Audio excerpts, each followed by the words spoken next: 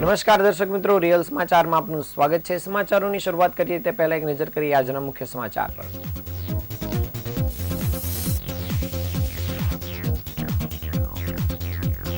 સુરત પાલિકાની સામાન્ય સભામાં પ્રવેશ પહેલા કોર્પોરેટરની ચકાસણી મામલે થયો હોબાળો।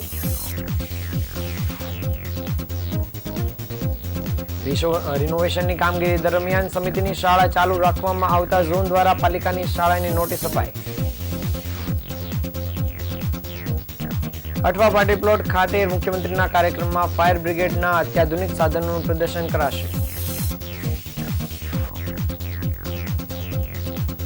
ગાર્ડનમાં રમી રહેલી બાળકીનું મનોવિકૃત યૌન શોષણ કરે તે પહેલા માતાએ ઉગારી, લોકોએ નરાધમને મેથીપાક આપ્યો। વેસુમાં આવેલી ભગવાન મહાવીર કોલેજની આગળ કેફેમાં લાગી આગ।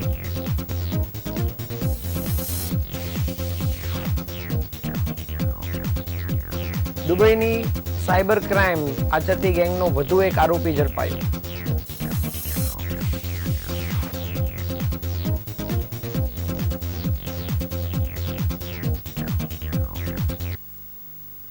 સમાચાર વિગતે જોઈએ। સુરત મહાનગરપાલિકાની સામાન્ય સભામાં આપ અને ભાજપ વચ્ચેના કોર્પોરેટરની સંપૂર્ણ ચકાસણી કરી પ્રવેશ આપવામાં આવી રહ્યો છે અને ગત સભામાં તમામ ચકાસણી બાદ પ્રવેશ આપવામાં આવ્યો હતો। તે જ રીતે આજની સામાન્ય સભામાં પણ ચકાસણી કરીને જ પ્રવેશ આપવામાં આવતો હતો। જો કે આજે વિપક્ષને કોર્પોરેટર ડાયરી લઈને જતા હતા તેની ચકાસણી કરવાનો આગ્રહ સિક્યુરિટી સ્ટાફે રાખતા વિપક્ષ કોર્પોરેટર અકળાયા હતા અને તેમની ડાયરીની ચકાસણી નહીં કરવા દેવાની વાત કરી હતી। જો કે આ મુદ્દે સિક્યુરિટી સ્ટાફ પણ મક્કમ હોવાથી થોડી ચકમક જરી હતી। સુરત પાલિકાની સામાન્ય સભામાં છેલ્લા કેટલાક વખતથી વિપક્ષ દ્વારા જુદી જુદી રીતે વિરોધ પ્રદર્શન કરવામાં આવી રહ્યું છે। જે બોર્ડમાં તો વિપક્ષ મંજીરા વગાડતા હતા, બીજામાં બોર્ડમાં મંજીરા લાવ્યા હતા અને વિરોધ પ્રદર્શન કર્યું હતું। આ ઘટના બાદ શાસકોની સૂચનાથી ચીફ સિક્યુરિટી ઓફિસરનું ઇન્ક્રીમેન્ટ અટકાવાયું હતું અને ત્યારબાદ સિક્યુરિટી ઓફિસરને પગાર કાપી લેવામાં આવ્યો હતો અને આ ઘટના બાદ શાસકોના ઇશારે પાલિકાના અધિકારીઓએ એક નોંધ મૂકી છે, જેમાં સામાન્ય સભામાં પ્રવેશ પહેલા સાધન સામગ્રી લઈ જવા પર પ્રતિબંધ મૂકવામાં આવ્યો છે। જેના પગલે ગત સભામાં ભાજપ આપ બંને પક્ષના કોર્પોરેટરોની ચકાસણી બાદ જ પ્રવેશ આપવામાં આવ્યો હતો અને ગત વખતની જેમ આ બોર્ડમાં પણ તમામ કોર્પોરેટરની ચકાસણી કરવામાં આવી હતી। દરમિયાન વિપક્ષના એક કોર્પોરેટર સભા શરૂ થઈ તેના થોડા સમય બાદ આવ્યા હતા।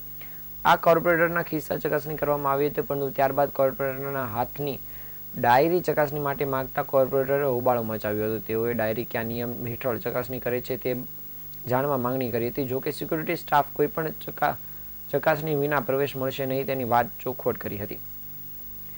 જો કે આ મુદ્દે રકઝક પણ ચાલી હતી અને આચારસંહિતા હોવાથી બોર્ડ પૂરી થઈ ગયેલ જાહેર કરવામાં આવી હતી અને આ ઘટના બાદ વિપક્ષી કોર્પોરેટર વિરોધ પ્રદર્શન માટે બંગડી ડાયરીમાં મૂકીને લાવ્યા હોવાની વાત બહાર આવી છે અને તેના કારણે જ તેમની ડાયરીની ચકાસણી કરવા દેતા ન હોવાની ચર્ચા સાંભળવા મળી છે।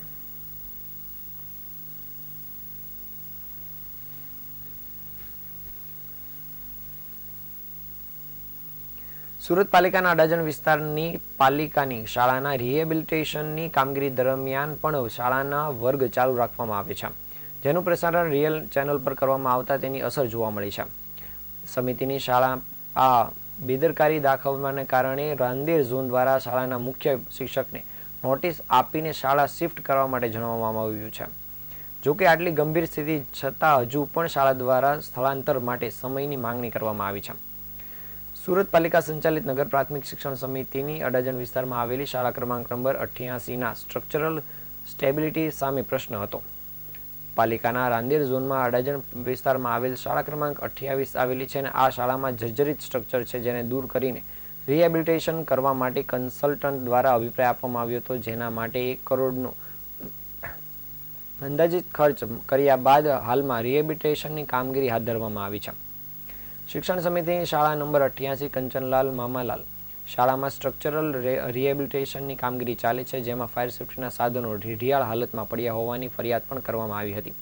આ ફરિયાદ બાદ પાલિકા તંત્ર જાગ્યું હતું અને પાલિકાના રાંદેર ઝોન દ્વારા શાળાના આચાર્યને નોટિસ પાઠવવામાં આવી હતી અને આ નોટિસમાં જણાવાયું છે કે હાલ સ્થળ પર સ્ટ્રક્ચરલ રિહેબિલિટેશનની કામગીરી પ્રગતિ હેઠળ છે અને સદર સ્ટ્રક્ચરલ રિહેબિલિટેશન કામગીરી દરમિયાન હાલમાં શાળામાં બાળકોનો અભ્યાસ પણ ચાલુ રાખવામાં આવેલ છે અને રિહેબિલિટેશનની કામગીરી ચાલુ હોય તેના કારણે શાળામાં ફાયર સેફ્ટીના સાધનો નડતરરૂપ હોય તેમને ફરી ઉપયોગમાં લઈ શકાય તે મુજબ દૂર કરવામાં આવ્યા છે. આવા સમયે જો કોઈ દુર્ઘટના થાય કે આગ લાગે તો જાનહાનિ થાય તેવી શક્યતા છે અને ફાયર સેફ્ટીના અભાવને કારણે મોટી દુર્ઘટના ન ઘટે અથવા બાળક સાથે કોઈ જાનહાનિની ઘટના ન બને તેને સાવધાની રૂપે શાળાને ખાલી કરવા અને બાળકોનો અભ્યાસ અન્ય જગ્યાએ સ્થળાંતરિત કરવા માટે જણાવાયું આવ્યું હતું. જો કે નોટિસ આપ્યા બાદ પણ હજુ સુધી શાળાને ખસેડવામાં આવી નથી અને વધુ સમય માંગવામાં આવી રહ્યો છે. જો કે આ સમય દરમિયાન કોઈ ઘટના થાય તો જવાબદારી કોની તેને લઈને પણ ચર્ચાનો વિષય બન્યો છે.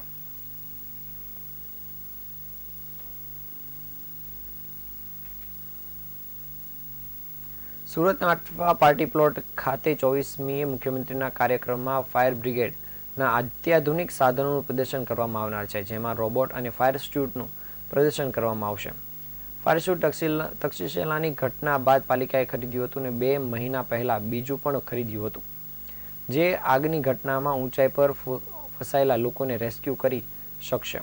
3 વર્ષ પહેલા ખરીદવામાં આવેલ ફાયર સ્યુટ હજુ સુધી ક્યાંય કામમાં આવ્યું નથી. તેવી જ રીતે ફાયર રોબોટ આગના બનાવમાં જ્યાં માણસ જઈ શકે નહીં કે બ્લાસ્ટ થવાનું જોખમ હોય ત્યાં અંદર જઈને કેમેરાની મદદથી બહાર ઊભેલા અધિકારીઓને અંદરની સ્થિતિની જાણકારી આપશે અને ફાયર સ્ટિંગ પણ કરશે. આ રોબોટ રાજ્ય સરકારે ફાયર બ્રિગેડને ફાળવ્યો હતો, જો કે તેનો પણ હજુ સુધી કોઈ પણ સ્થળે ઉપયોગ કરી શકાયો નથી.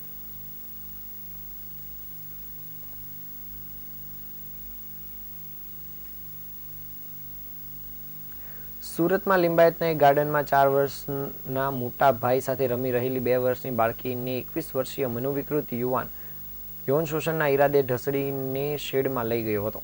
બાળકી દુષ્કર્મનો ભોગ બની તે પહેલા જ ત્યાં માતા પહોંચી જતા બાળકીને ઉગારી લીધી હતી. જોકે ટોળાએ આ મનોવિકૃતને માર મારી અધમુઓ કરી નાખ્યો હતો. હાલ લિંબાયત પોલીસે છેડતીનો ગુનો દાખલ કરીને આરોપી યુવકની ધરપકડ કરી છે. લિંબાયત વિસ્તારમાં રહેતી 23 વર્ષીય યુવતી તેના 4 વર્ષના પુત્ર અને 2 વર્ષની પુત્રી સાથે આજે સવારે રાબેતા મુજબ જેઠના કારખાનામાં નોકરીએ ગઈ હતી અને બંને બાળકો તથા જેઠના 8 વર્ષીય પુત્ર કારખાના સામે આવેલા ગાર્ડનમાં રમી રહ્યા હતા. 11 વાગ્યાના અરસામાં યુવતી બાળકોને લેવા માટે ગાર્ડનમાં લેવા પહોંચી ત્યારે 4 વર્ષીય પુત્ર સામે મળ્યો હતો અને બહેનને એક યુવક ખેંચીને પતરાવાળા રૂમમાં લઈ ગયો હોવાનું માતાને જણાવ્યું હતું, જેથી માતા દોડતી થઈ ગઈ હતી. રૂમનું દ્રશ્ય વિચલિત કરનારું હતું અને આ યુવક અર્ધનગ્ન જેવી અવસ્થામાં હતો અને દુષ્કર્મ કરવાના ઈરાદે બાળકીને પણ આ શખ્સ બેન્ચ પર સુવડાવી હોવાનું માતાને દેખાયું હતું. સદભાગ્યે ત્યાં સમયસર પહોંચેલી માતાને કારણે જ બાળકી પીંખાથી બચી ગઈ હતી. માતાએ હિંમત દાખવી આ યુવકને પકડી લેવાની સાથે બૂમાબૂમ કરી મૂકતા ટોળું એકઠું થઈ ગયું હતું. યુવકની હરકત જોઈને ઉશ્કેરાયેલા લોકોએ તેને ધુલાઈ પણ કરી હતી. દરમિયાન લિંબાયત પોલીસ પણ ત્યાં પહોંચી ગઈ હતી અને બાળકી તથા આરોપી પિકેશ ભીખુ રાઠોડને લઈ ગઈ હતી. પોલીસે માતાની ફરિયાદના આધારે આરોપી વિરુદ્ધ અપહરણ, છેડતી અને પોસ્કોની કલમ અંતર્ગત ગુનો નોંધી તપાસ શરૂ કરી છે.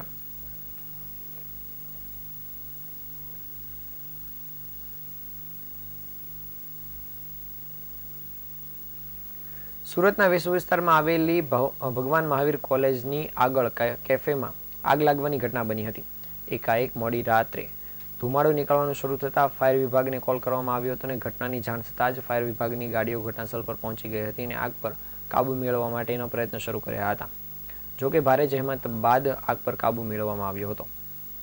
વેસુ વિસ્તારમાં કેફેમાં આગ લાગવાની ઘટના બનતાની સાથે જ ફાયર વિભાગ દોડતું થઈ ગયું હતું અને એકાએક જ કેફેમાંથી ધુમાડા નીકળવાના શરૂ થઈ ગયા હતા, જેને કારણે આસપાસના લોકોએ જોતા તુરંત જ ફાયર વિભાગને જાણ કરતા 3 ફાયર સ્ટેશનની ગાડીઓ ઘટના સ્થળ પર પહોંચી ગઈ હતી. પાણીનો મારો ચલાવીને આગ પર કાબુ મેળવવામાં આવ્યો હતો, પણ આગને કારણે આખું કેફે બળીને ખાખ થઈ ગયું હતું. દુકાનની અંદર રહેલો તમામ સામાન આગની લપેટમાં આવી ગયો હતો અને મોડી રાત્રે આ ઘટના થઈ હોવાને કારણે કોઈ પણ જાનહાનિ થઈ નથી.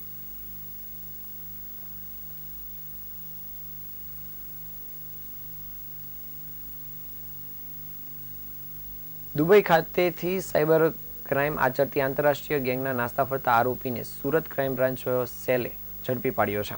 અગાઉ આ ગુનામાં 8 જેટલા આરોપીને પકડી પાડવામાં આવ્યા હતા. દુબઈ ખાતેથી સાયબર ક્રાઇમ આચરતી આંતરરાષ્ટ્રીય ગેંગના નાસ્તા ફરતા આરોપીને સુરત શહેર સાયબર ક્રાઇમ સેલની ટીમે ઝડપી પાડ્યો હતો. પોલીસે આરોપી ચંદ્રેશ કાંકડિયાને ઝડપી પાડ્યો છે.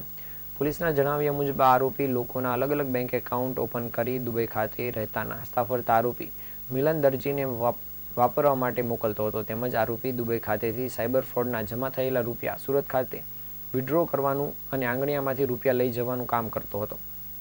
સુરત અધિકારી દ્વારા આપવામાં આવેલી વિગત અનુસાર 2024ના ઓક્ટોબર મહિનામાં ઉત્તરાયણ પોલીસ સ્ટેશન વિસ્તારમાં આવેલ એક ઓફિસમાં બાતમીના આધારે સાયબર સેલની ટીમ દ્વારા દરોડા પાડવામાં આવ્યા હતા, જેમાં મુદ્દામાલ કબજે કરવામાં આવ્યો હતો. જેના આધારે દુબઈની આંતરરાષ્ટ્રીય સાયબર ક્રિમિનલ્સની જે ગેંગનો પર્દાફાશ કરવામાં આવ્યો હતો, જેના ગુના નોંધીને અત્યાર સુધીમાં 8 જેટલા ઇસમોની ધરપકડ કરવામાં આવી છે. આ લોકો સુરતમાંથી SIM card, mule, bank account પૂરા પાડતા હતા. આ કેસ અંતર્ગત ગઈકાલે સાયબર ક્રાઇમની ટીમ દ્વારા ફરાર આરોપી ચંદ્રેશ કાકડિયાની ધરપકડ કરવામાં આવી છે. આરોપી દુબઈથી ઓપરેટ થતી મિલિંદર ગેંગનો મુખ્ય સભ્ય છે. આરોપી વિરુદ્ધ સાયબર ક્રાઇમના આ ઉપરાંત અન્ય 7 જેટલા ગુના નોંધાયેલા છે. ઝડપાયેલા આરોપી ચંદ્રેશની મુખ્ય ભૂમિકા સુરત શહેરમાંથી મ્યુલ એકાઉન્ટ અને સેવિંગ બેંક એકાઉન્ટ પૂરા પાડતા ઉપરાંત જ્યારે રેડ કરવામાં આવી હતી અને આરોપીને પકડાયા ત્યારે ગેંગના કામમાં સરળતા રહે તે માટે પૈસા પૂરા પાડવાના અને એકાઉન્ટ પૂરા પાડવાનું કામ કરતો હતો. અગાઉ જે સમયે રેડ કરવામાં આવી ત્યારે પ્રાથમિક 111 કરોડ રૂપિયાના ટ્રાન્ઝેક્શન એ સમયે ઓક્ટોબર મહિનામાં મળ્યા હતા અને ત્યારબાદ હાલ સુધીમાં 119 કરોડ રૂપિયાથી વધુના ટ્રાન્ઝેક્શન ધ્યાને આવ્યા છે. તેમજ અલગ અલગ બેંકમાં ક્યાંથી ક્યાં કઈ રીતે રૂપિયા ઉપાડ્યા છે તેની તપાસ હાલ ચાલી રહી છે.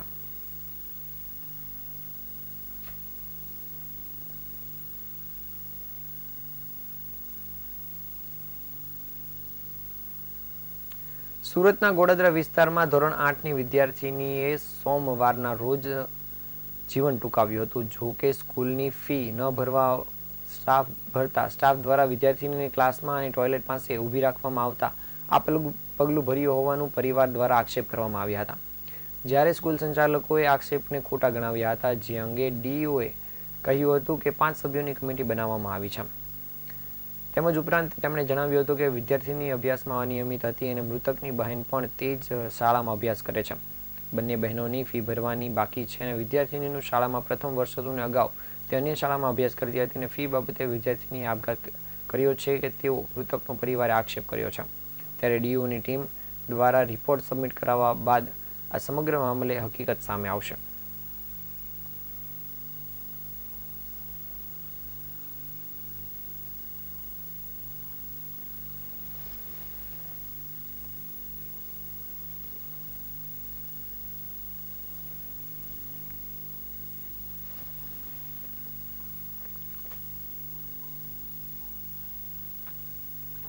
સુરતના ડિંડોલી વિસ્તારમાં અગાઉની અદાવતે મારામારીની ઘટના બની હતી. તે બે પક્ષો વચ્ચે છરી, લાકડી અને પાઇપ વડે થતી ફટકાબાજીનો વિડીયો સોશિયલ મીડિયામાં વાયરલ થયો હતો. જેના આધારે ડિંડોલી પોલીસ મથકે પોલીસે તપાસ કામગીરી શરૂ કરી હતી, જેમાં પોલીસે 4 આરોપીને ઝડપી પાડ્યા છે. જે બાદ ચારેયને ઘટના સ્થળે લઈ જઈને પોલીસે ઘટનાનું રિકન્સ્ટ્રક્શન કર્યું હતું.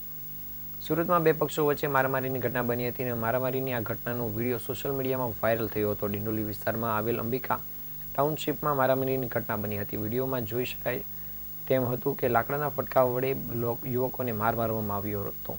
મારામારીની આ ઘટનામાં 2 યુવકોને ઈજા થઈ હતી અને સમગ્ર ઘટનાનો વિડીયો સોશિયલ મીડિયામાં વાયરલ થતા સમગ્ર મામલો ડિંડોલી પોલીસ મથકે પહોંચ્યો હતો. પોલીસ દ્વારા હાલ આ મામલે ગુનો નોંધીને કાયદેસરની કાર્યવાહી શરૂ કરવામાં આવી હતી.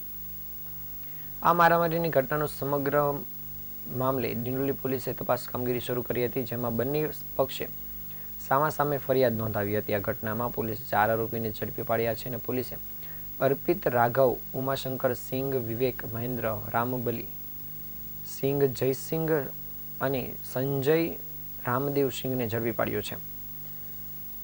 પોલીસે ઝડપાયેલા તમામ આરોપીઓ સામે કાયદેસરની કાર્યવાહી હાથ ધરી કાયદાનો પાઠ ભણાવ્યો હતો અને કાયદાનો પાઠ ભણાવવા સાથે ડિંડોલી પોલીસે 4 આરોપીઓનું રિકન્સ્ટ્રક્શન કરવા માટે તે રીતે સરઘસ પણ કાઢ્યું હતું.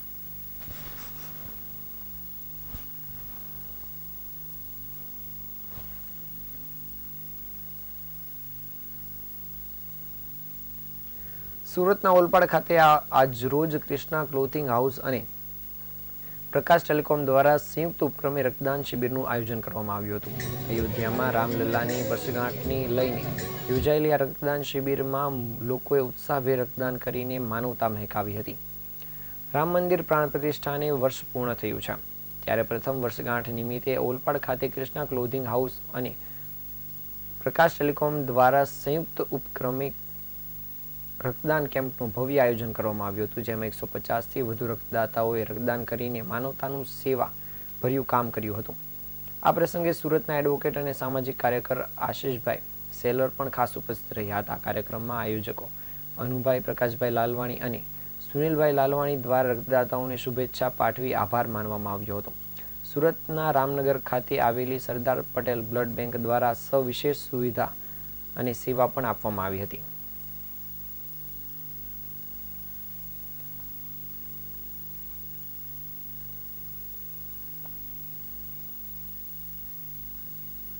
હું Anand Revachandani, founder of Krishna clothing house, Olpad, Surat.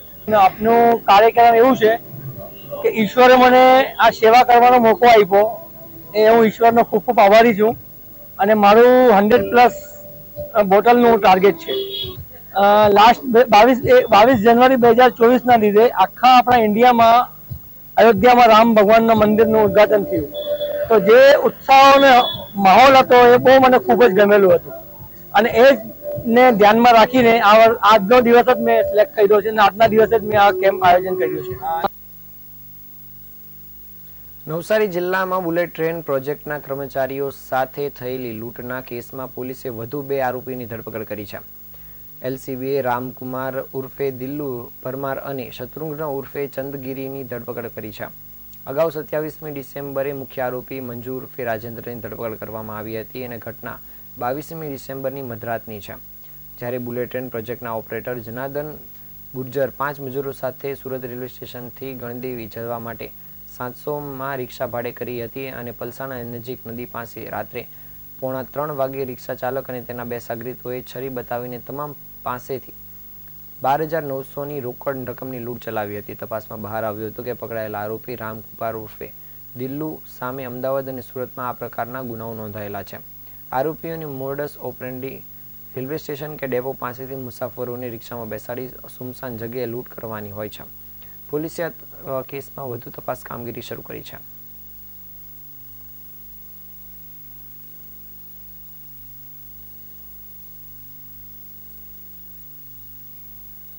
સમાચારના અંતે ફરી એકવાર નજર કરી આજના મુખ્ય સમાચાર પર.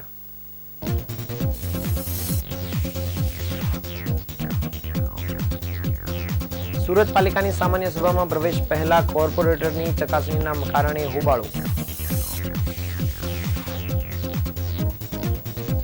રિનોવેશનની કામગીરી દરમિયાન પાલિકાની શાળા ચાલુ રાખવામાં આવતા ઝોન દ્વારા પાલિકાની શાળાને નોટિસ પાઠવાઈ.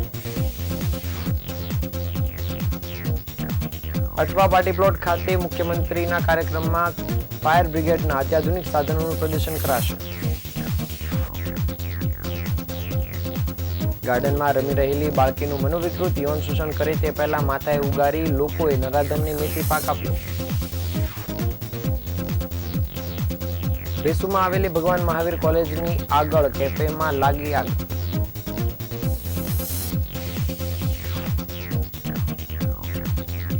દુબઈની સાયબર ક્રાઇમ આચરતી ગેંગનો વધુ એક આરોપી પકડાયો.